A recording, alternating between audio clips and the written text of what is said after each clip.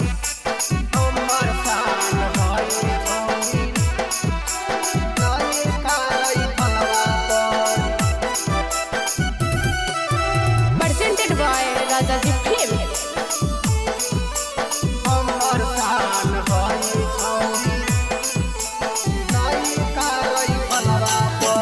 केतना गुमान कैली छौरी तू चेहरवा पर। केतना गुमान कैली छौरी तू चेहरवा पर। हमर शान हई छौरी नहीं खाई फलवा पर। हमर शान हई छौरी नहीं खाई फलवा पर। केतना गुमान कैली छौरी तू चेहरवा पर। केतना गुमान कैली छौरी तू चेहरवा पर। हमर शान हई छौरी नहीं खाई फलवा पर। हमर शान हई छौरी नहीं खाई फलवा पर।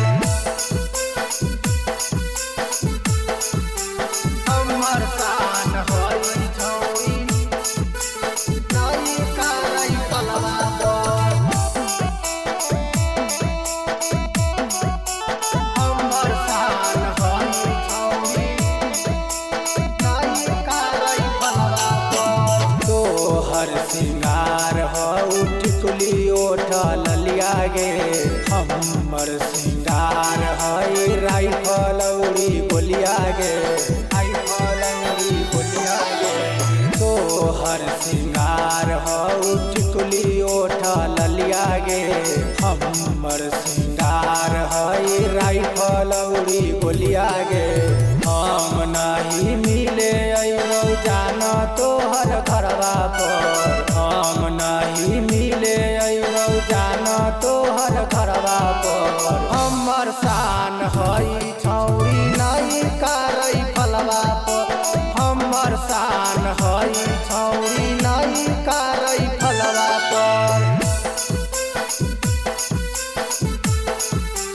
हमर शान हई छौरी नहीं खाई फलवा पर।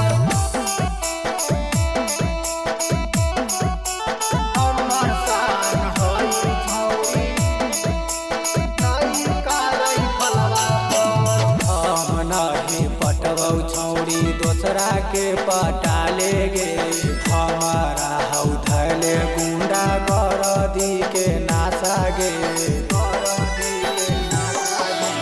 हम नहीं पटबौ छौरी दोसरा के पटाले गे। हमारा हौ धैले गुंडा गरदी के नासा गे।